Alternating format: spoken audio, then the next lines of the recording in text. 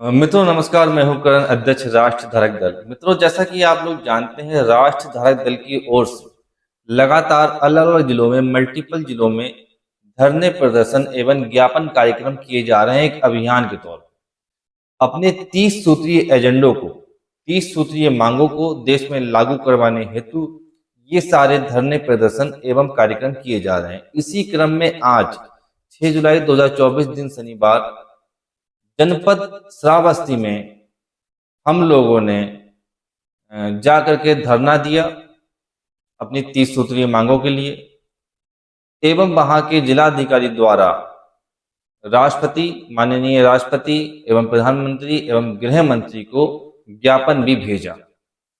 इसका हमारा मूल उद्देश्य, जो हमारे 30 सूत्रीय एजेंडे हैं, जैसा कि आप लोग जानते ही हैं, इसमें जब हमने ज्ञापन दिया एसडीएम साहब को, तो उनको मैंने बताया कि हमारी 30 सूत्रीय जो मांगे हैं, इसमें जनसंख्या नियंत्रण कानून, एक सख्त जनसंख्या नियंत्रण कानून, एक परिवार 2 संतान का फार्मूला इस देश में लागू हो। अभी तक जो नारा था हम दो हमारे दो का, पर राष्ट्र धारक दल ने एक नया नारा दिया, एक परिवार 2 संतान का, क्योंकि हमारे देश में एक विशेष समुदाय को विशेष अधिकार प्राप्त है कि वो एक से अधिक शादियां कर सकता है, पत्नियां रख सकता है, 2 शादी, 3 शादी, 4 शादियां भी कर सकता है। इसलिए यदि उनका परिवार बड़ा है, 2 नहीं है, वो 3 है, 4 है, तो ऐसी स्थिति में भी संतान केवल 2 ही हो, ऐसा एक कानून, सख्त कानून लागू किया जाए और इसका पालन ना करने वाले को सरकारी सब्सिडीज की बंद कर दी जाए, मताधिकार उनका बंद कर दिया जाए, और फिर भी ना माने, फिर भी अगर तीसरा बच्चा पैदा करता है, उसके बाद अगर चौथा बच्चा फिर भी पैदा कर ले, तो उसको दंडात्मक कार्यवाही के तौर पे कोई कड़ी सजा उसको दी जाए, उसको जेल में दोनों दंपतियों को डाला जाए। ऐसा एक सख्त जनसंख्या नियंत्रण कानून इस देश में लागू। दूसरा हम लोगों का जो मांग है वो ये है कि न्यायालयों की समय सीमा तय, न्यायालयों की समय सीमा तय हो, ताकि प्रत्येक पीड़ित व्यक्ति को 6 माह के अंदर न्याय मिल सके। क्योंकि ये जो हमारे देश में जो प्रथा चली हुई है, 20 साल, 30 साल, 40 साल, 50-50 साल मुकदमे चलते हैं, ये न्याय नहीं है, ये न्याय के साथ में अन्याय है। ये बहुत बड़ा अन्याय हमारे देश में हो रहा है। जितनी भी हमारे देश में समस्याएं हैं, घूसखोरी है, मिलावटखोरी है, नशाखोरी है, ड्रग्स तस्करी है, रिश्वतखोरी है, तो मुनाफाखोरी हो रही है, घुसपैठ बहुत बड़ी तादाद में हो रही है, तो इन सब का मूल कारण ये न्यायालयों में जो समय सीमा नहीं, ये इसका मूल कारण है। हालांकि अभी कुछ सुधार किया गया है, ऐसी जानकारी आ रही है, भारतीय न्याय संहिता लागू हुई है, पर अभी प्रैक्टिकली तौर पे कोई सुधार देखने को प्राप्त नहीं हुआ, क्योंकि अभी भी 50-50 साल पुराने मुकदमे पेंडिंग पड़े हुए हैं। चरणबद्ध तरीके से पुरानी पेंडेंसी को समाप्त किया जाए और नए मुकदमों को 6 माह के अंदर फाइनल किया जाए, ऐसा एक सिस्टम बनाया जाए। नार्को टेस्ट करवाए जाए लोगों के, जो भी अपराधी प्रवृत्ति के हैं या जिनके ऊपर आपराधिक मुकदमे दर्ज हैं, और त्वरित न्याय लोगों को प्राप्त हो सके, ऐसी व्यवस्थाएं डेवलप की जाए हमारे देश में। ये हमारा दूसरा एजेंडा है। तीसरी जो हमारी मांग, सहारा इंडिया का भुगतान, सहारा इंडिया का भुगतान जो उपभोक्ता थे उन सबको किया जाए। और जैसा कि अमित शाह जी ने वादा भी किया था कि 18 जुलाई 2023 में अमित शाह जी ने प्रेस कॉन्फ्रेंस करके ये वादा किया था देश की जनता से कि सहारा इंडिया का भुगतान 45 दिन के अंदर सबका हो जाएगा।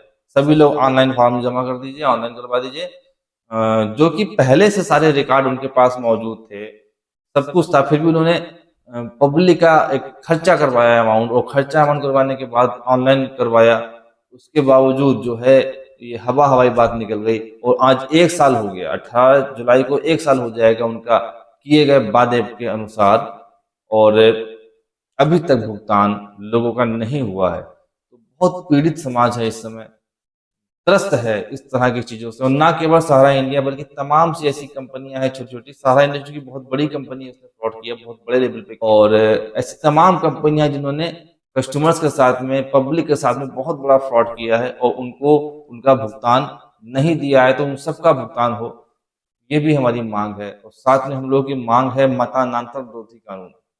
मतानांतर विरोधी कानून इस देश में लागू हो और जो सरकारें नियमों को ताक पे रख के, संविधान को ताक पे रख करके कन्वर्जन को बढ़ावा दे रही है, जैसे कि SC ST समुदाय का हिंदू परिवार यदि कन्वर्ट हो जाता है ईसाई या मुसलमान में, तो उसका आरक्षण समाप्त हो जाना चाहिए संविधान के हिसाब से, क्योंकि भारत के संविधान में विदेशी सभ्यता संस्कृति, जैसे कि ईसाई हैं, मुसलमान हैं, यहूदी हैं या कोई भी विदेशी सभ्यता संस्कृति को SC और ST दर्जे का आरक्षण नहीं दिया जा सकता है, ऐसा साफ साफ प्रावधान है।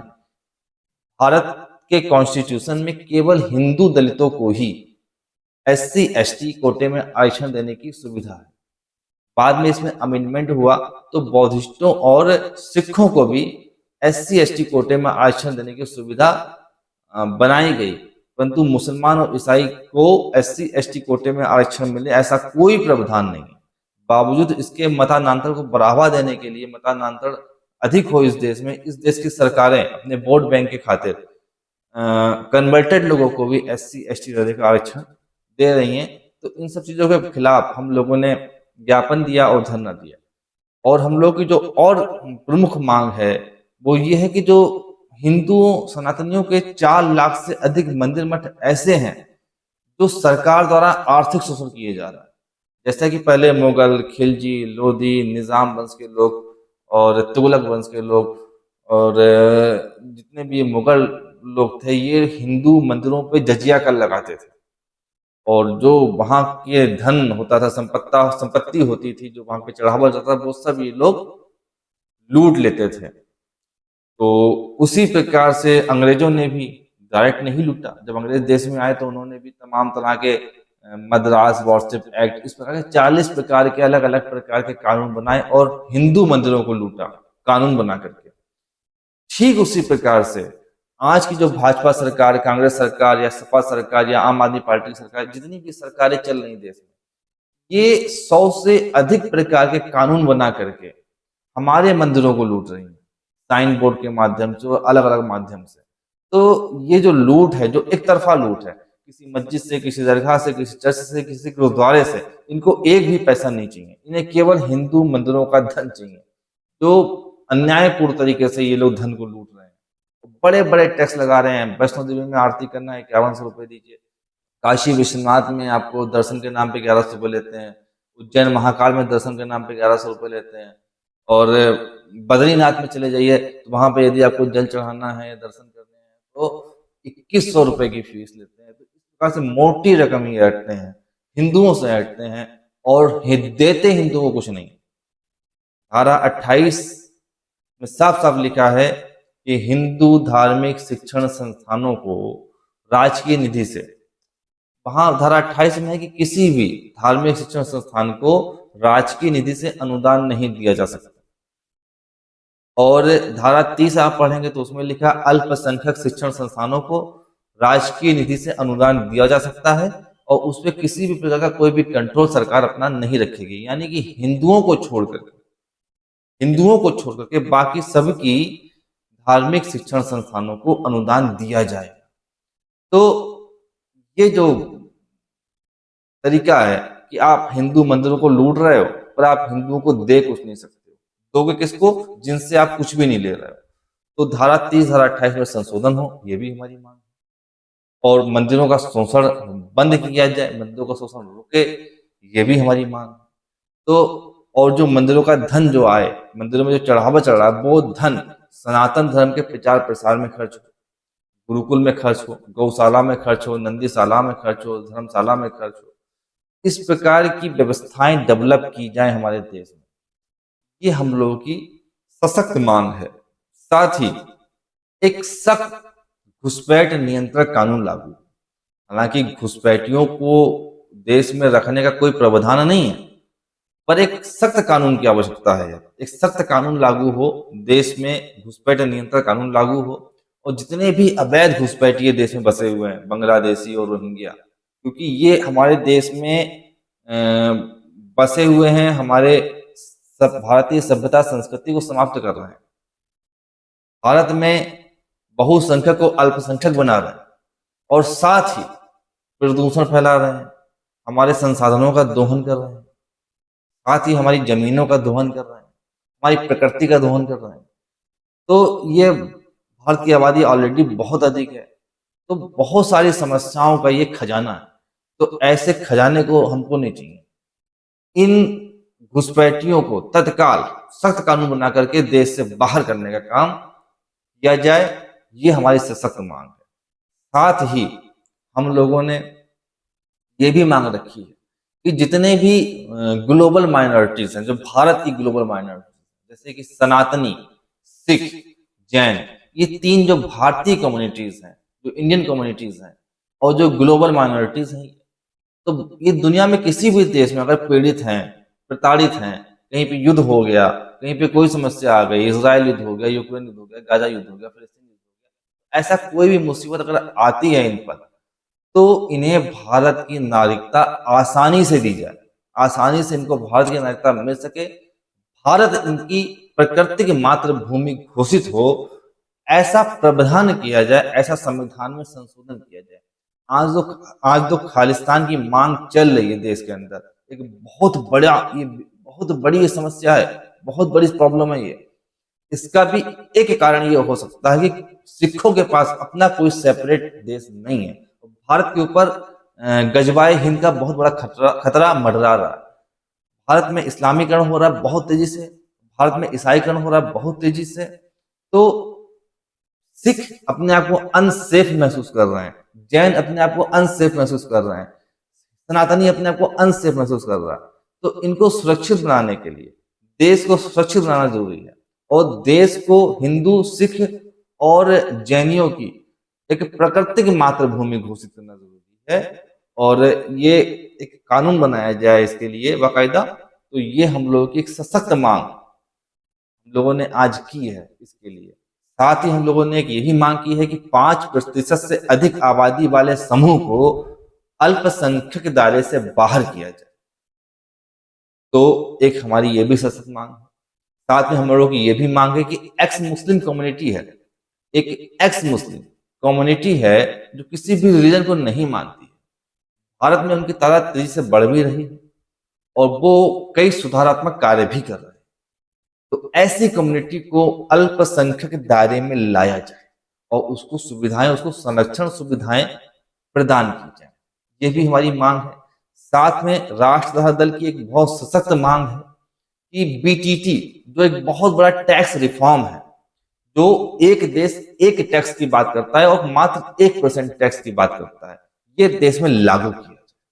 बीटीटी लागू होने से बहुत सारा टैक्स से झमेला खत्म हो जाएगा। इसमें हम लोग की मांग है कि जितने भी प्रकार के टैक्स हैं, sale tax, income tax, VAT, SAT, GST, excise duty, export import duty को छोड़ करके बाकी जितने भी टैक्सेस हैं, ये सारे टैक्सेस खत्म किए जाएं और एक देश एक टैक्स, 1% टैक्स बीटीटी इस देश में लागू किया जाए। बीटीटी को लागू करने से क्या होगा, जो आईटीसी की चोरी होती है ये बंद हो जाएगा। एक बहुत बड़ा सिस्टम बैठा रखा गया है टैक्सेस के अधिकारियों को, बहुत बड़ा एक जाल है, तो वहां पर भी पैसा बचेगा और जो व्यापारी परेशान रहता है, कभी कहीं से नोटिस आ गया जीएसटी का, कभी एक्साइज का नोटिस आ गया, कभी इनकम टैक्स का नोटिस आ गया, इन सब नोटिस से भी परेशान रहता है, वो भी झमेला खत्म होगा। एक टैक्स लागू हो जाएगा, 1% टैक्स बैंकिंग ट्रांजेक्शन टैक्स कटता रहेगा और व्यापारी टू व्यापारी केवल डिजिटल ट्रांजेक्शन या बैंक के थ्रू ही ट्रांजेक्शन हो, ऐसा प्रावधान बन जाएगा। और रिटेल में जो बिकेगा उसका 1% टैक्स, जैसा कि व्यापारी समाधान योजना के अंतर्गत जमा करता है वैसे ही वो करता रहेगा। तो ये बहुत बड़ा टैक्स रिफॉर्म की आवश्यकता इस देश को है और ये लागू होना चाहिए। ये हम लोगों की एक सशक्त मांग है, इसके लिए भी ये धरना आज किया गया। साथ ही एक हमारी सशक्त मांग ये भी थी कि जो विधायक और सांसद हैं, इनको जो गैर वाजिब सुविधाएं दी जा रही, जैसे कि इनको 15,000 रुपए टेलीफोन भत्ता दिया जाता है और एक से अधिक इनको अनेक पेंशन दी जाती है, तो ये जो गैर वाजिब सुविधाएं इनकी बंद है। साथ में जो इनको एक अधिकार प्राप्त है कि एक साथ अनेक क्षेत्रों से चुनाव लड़ सकते हैं। भाई एक पुरुष, एक व्यक्ति नौकरी में अप्लाई करता है तो एक ही नौकरी करता है ना, एक साथ दो नौकरी नहीं कर सकता ना। तो इसी प्रकार से एक साथ अनेक क्षेत्रों से चुनाव लड़ने की सुविधा इनकी बंद होनी चाहिए। और साथ में जनप्रतिनिधि रहते हुए जो नया चुनाव लड़ जाते हैं, तो ये भी सुविधा बंद होनी चाहिए। आप यदि चुनाव लड़े, आप जीत गए, तो आप अपना 5 साल का जो कार्यकाल है उसको पूरा करिए, उसके बाद आप फिर नया चुनाव लड़िए। ऐसी व्यवस्थाएं इस देश में लागू होनी चाहिए। भाई आपको चुनाव ही लड़ना है तो आप अपने किसी दूसरे परिजन को भी लड़वा सकते हैं आप। जैसे कि चेयरमैन कोई बना, तो नगर पालिका चेयरमैन बना, अब अपना कार्यकाल नहीं पूरा किया, 1 साल 2 साल बाद वो विधायक ही लड़ गए, विधायक बन गए, यहाँ पे इस्तीफा दे दिए। फिर अपना विधायकी का अपना 1 साल 2 साल रहे, उसके बाद लोकसभा लड़ गए, तो लोकसभा में मेंबर बन गए और विधायकी से एमएलए पद से इस्तीफा दे दिया। तो इस प्रकार से देश के ऊपर अतिरिक्त बोझ बन पड़ता है, अर्थ का दोहन होता है, जनता के समय का दोहन होता है, जनता के मताधिकार का अपमान होता है। तो ये गैर वाजिब सुविधाएं बंद हो और इसके लिए भी कानून बनाया जाए, ये हम लोगों की मांग है। साथ में हम लोग की एक ये भी मांग थी कि कश्मीर में जो विस्थापित हिंदू हैं उनका वहां पे पुनर्वास हो। बहुत हो गई राजनीति कश्मीरों के नाम पर, सरकार बन रही है, बिगड़ रही है और तमाम बातें होती हैं, पर जो वहां के पीड़ित वर्ग है, जो वहां का शरणार्थी है, जो वहां का विस्थापित है, उसका पुनर्वास नहीं हो पा रहा है। राष्ट्र धारक दल ने एक योजना सरकार को भेजी है बना करके कि जो वहां के विस्थापित हिंदू हैं उनमें योग्य लोगों को आप पुलिस में, पीएससी में, अर्धसैनिक बल में, आर्मी में भर्ती करके आप उनकी पोस्टिंग वहीं कश्मीर में करा दीजिए। उनका पुनर्वास भी हो जाएगा, कश्मीर की रक्षा सुरक्षा भी हो जाएगी, तो एक बहुत बड़ा बजट जो खर्च होता है कश्मीर के ऊपर उसका भी बचत होगी और उनका पुनर्वास भी हो जाएगा। ये हम लोगों की योजना है, ये हम लोगों की मांग है, ये हमने आज भेजा है, पुनः भेजा है। इससे पहले भी हम लोगों ने धरने प्रदर्शन किए हैं लगातार इन्हीं मांगों को लेकर के। साथ में एक हम लोगों की मांग है कि शिक्षा एक समान शिक्षा, एक शिक्षा बोर्ड इस देश में लागू हो, जो विदेशी षड्यंत्र के तहत भारत में मदरसा बोर्ड लागू किया गया, आईसीएसई बोर्ड लागू किया गया, सीबीएसई बोर्ड लागू किया गया, तो ये सब हटा करके एक शिक्षा बोर्ड, एक जैसा शिक्षा बोर्ड सभी के लिए, अलग अलग भाषा में, गुजराती है वो गुजराती में पढ़े, जो महाराष्ट्र का है वो मराठी भाषा में पढ़े, जो बंगाल का वो बंगाली भाषा में पढ़े, और बोर्ड एक हो, शिक्षा एक हो, एक जैसी शिक्षा हो, भारतीय शिक्षा हो। भारतीय शिक्षा का इसमें भारतीयता का समावेश अधिक हो, फॉरेन का समावेश के बजाय भारत का समावेश इसमें अधिक हो, भारतीय शिक्षा पद्धति हो। ये ऐसी भारतीय शिक्षा पद्धति, एक भारतीय शिक्षा बोर्ड लागू हो और उसी बोर्ड के माध्यम से देश के सभी बच्चे अनिवार्य तौर पर शिक्षा ग्रहण करें और निःशुल्क शिक्षा ग्रहण करें और उच्च कोटि की शिक्षा उनको प्राप्त हो, वर्ल्ड क्लास एजुकेशन को प्राप्त हो, और इसी प्रकार से स्वास्थ्य सुविधाएं भी निःशुल्क प्राप्त हों। तमाम तरह की निःशुल्क वितरण सरकार करती है, कभी बेरोजगारी भत्ता बांटती है, कभी फ्री आवास बांटती है, कभी फ्री पानी बांटती है, कहीं फ्री बिजली बांटी जा रही है, कहीं कुछ बिजली, कहीं फ्री साड़ियां बांटी जा रही हैं। तो ये सब फ्री ना दे करके आप फ्री शिक्षा दीजिए, फ्री स्वास्थ्य सुविधाएं दीजिए। तो ये बहुत जरूरी है, ये हम लोगों की सशक्त मांग है, ये लागू होना ही चाहिए इस देश के अंदर। साथ ही हम लोग की मांग है कि भारत में मिलावटखोरी से मुक्ति मिले। मिलावटखोरी एक बड़ा दंड अपराध घोषित किया जाए और मिलावटखोरी से लोगों को मुक्ति मिले। पर्यावरण संरक्षण के बड़े उपाय किए जाए, पर्यावरण का संरक्षण हो सके, पर्यावरण, ग्लोबल वार्मिंग, जो क्लाइमेट चेंज हो रहा है और जो पर्यावरण असंतुलन हो रहा है, इसके लिए ठोस कार्रवाई, ठोस उपाय बनाए जाएं। एक हम लोगों की और विशेष मांग है कि इस देश में गौ मंत्रालय का गठन किया जाए, गौ के संवर्धन और गौ के संरक्षण के लिए विशेष उपाय किए जाए, गौ सेंचुरी खोली जाए जहां पे गायों का विशेष प्रकार से संरक्षण हो और उचित देखभाल हो, गायों को उद्योग से जोड़ा जाए और भारत में गौ आधारित कृषि को डेवलप किया जाए। तो ये भी हम लोगों की सशक्त मांग है। इसके अलावा हम लोग की मांग है कि स्विच बैंकों में जमा काला धन, जो आप बताते थे 2014 में कि 400 लाख करोड़ रुपए जमा है स्विच बैंकों में, हाँ है, वो सब लाया जाए वापस इस देश में। और हम लोग की मांग है कि आरक्षण की सुविधाएं हर प्रत्येक गरीब अभ्यर्थियों को प्राप्त हो सके, ऐसे प्रावधान किए जाए। एक मांग हम लोगों की ब्रिटिश इंडियन ओशियन टेरिटरी, जो भारत का ही एक हिस्सा है और आज भी वो अंग्रेजों का गुलाम है। भारत का ही एक हिस्सा है ब्रिटिश इंडियन ओशियन टेरिटरी, और इसको भारत में सम्मिलित करने के लिए अभी तक आजादी के बाद या आजादी के तत्काल बाद जो प्रयास होने चाहिए थे वो नहीं हुए। आज तक इसको भारत में सम्मिलित नहीं किया जा सका है, तो इसको भारत में पुनः सम्मिलित करने का प्रयास किया जाए। तो इस प्रकार की अपनी मांग है। एक मांग अपनी ये है कि बसों का किराया, जो रोडवेज है, जो बसेस हैं, बसेस चलती हैं, बसों का किराया 1 रुपया प्रति किलोमीटर से अधिक ना रखा जाए, ताकि उसे एक मिडिल क्लास और गरीब परिवार का व्यक्ति, आप बताते हैं कि 80 करोड़ लोगों को अनाज नहीं खा पाते हैं, भोजन नहीं खा पाते, उनको आप भोजन दे रहे हैं, तो वो बस का इतना हाई फाई किराया कैसे अफोर्ड कर पाएंगे। इसलिए किराए को थोड़ा कम किया जाए, जैसा कि 10 साल पहले था, काफी कम था, और 1 रुपये पर किलोमीटर से अधिक ना किया जाए, ऐसी हम लोगों की मांग है।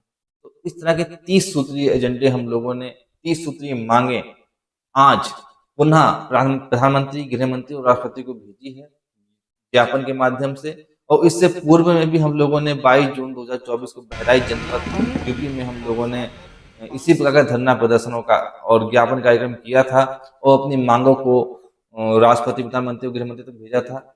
अब हम लोग 20 जुलाई को, आगामी 20 जुलाई 2024 को पुनः इसी प्रकार का एक आंदोलन, एक ज्ञापन कार्यक्रम गोंडा जनपद यूपी में करेंगे।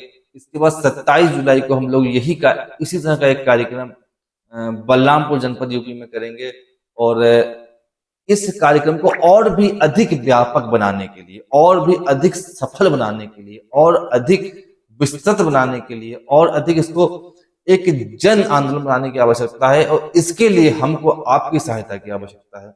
आप हम लोगों को तन मन धन से सहायता करिए, ताकि हम लोग इसके लिए और बेहतर तरीके से, मतलब एक जन आंदोलन के रूप में इसको दे सकें और इस पे काम हो सके। देखिए, भारतीय सभ्यता संस्कृति को अक्षुण्ण रखने के लिए, सनातन सभ्यता संस्कृति को अक्षुण्ण रखने के लिए ये 30 सूत्रीय मांग पत्र बनाया गया, ये 30 सूत्रीय मांग पत्र बनाया गया है, और ये बेहद आवश्यक है। इसको आप पढ़िए, सोचिए, विचार करिए, बेहद आवश्यक है। और राष्ट्र धारक दल रहे या ना रहे, उससे कोई मैटर नहीं करता है। हमारी ये 30 सूत्रीय मांगे जन जन की आवाज बननी चाहिए, और ये 30 सूत्रीय मांगे पूरी होनी ही चाहिए। इसके लिए आप सभी लोग हमारा साथ दीजिए।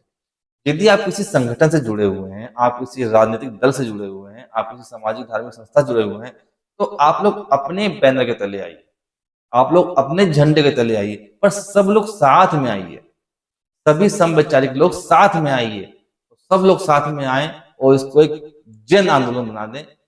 तभी हम सब अपने बच्चों के भविष्य को सुरक्षित बना पाएंगे। यदि आज भी हम लोग केवल नेताओं के भरोसे बैठे रहे, जैसे कि 10 साल से बैठे हुए हैं, तो आने वाला भविष्य बेहद खराब होने वाला है। इसलिए प्लीज जागिए, आप लोग समझिए कि देश में किस प्रकार के षड्यंत्र चल रहे हैं। आप लोग अपनी आंखों के सामने पश्चिम बंगाल को दूसरा कश्मीर बनते हुए देख रहे हैं और शांत हैं। आप सभी लोग सब कुछ जानते हुए आप लोग मौन हैं।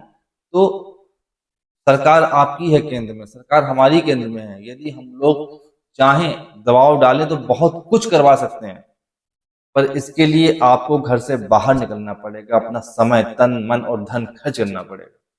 प्लीज आप लोग समझिए, देश की समस्याओं को समझिए, देश की परिस्थितियों को समझिए।